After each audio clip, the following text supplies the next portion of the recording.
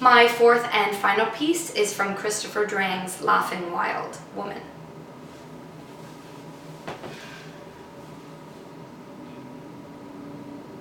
I want to talk to you about life.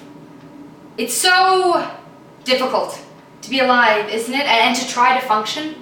There are all these people to deal with.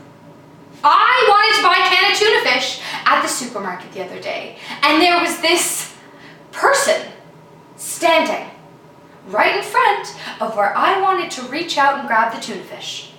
And I waited a while, to see if they'd move. And they didn't.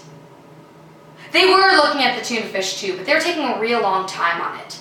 Reading the ingredients on each can like they were a book. Pretty boring book if you ask me, but nobody has.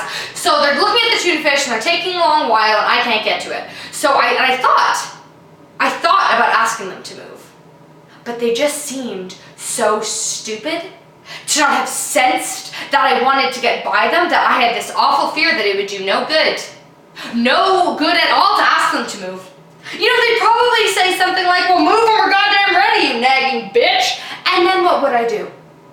So I started to cry out of frustration, quietly, so as not to disturb anyone. And even though I was softly sobbing, this person didn't grasp that I needed to get by them to get to the goddamn tuna fish. People are just so insensitive. I just hate them. So what I did is I reached over with my fist and brought it down real hard in his head and screamed, "Would you kindly move, asshole?"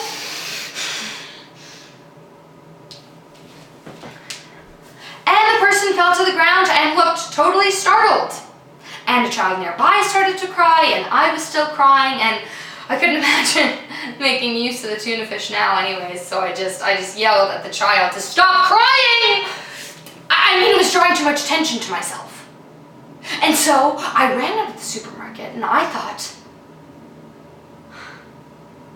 I'll take a taxi to the Metropolitan Museum of Art. I need to be surrounded by culture right now, not tuna fish.